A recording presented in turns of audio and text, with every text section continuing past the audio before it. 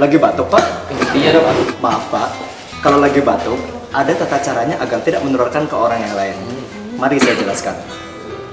Etika batuk adalah tata cara batuk yang baik dan benar, yaitu dengan cara bila sedang batuk, gunakan tisu.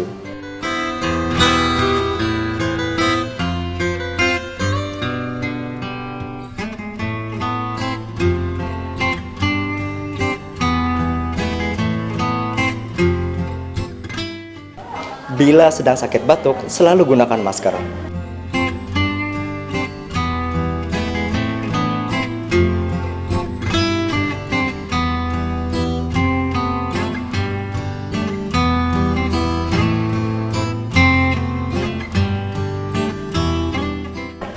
Bila tidak ada tisu dan masker, gunakan dengan baju bagian dalam.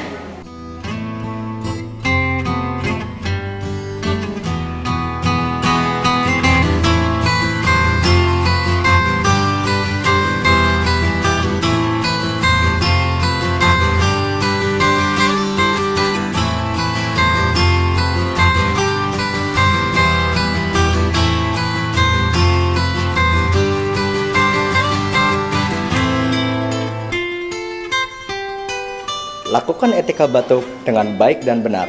Setiap orang berhak atas lingkungan yang bersih. Udara yang bersih merupakan kebutuhan setiap orang. Lindungilah diri kita, keluarga kita, dan lingkungan sekitar kita.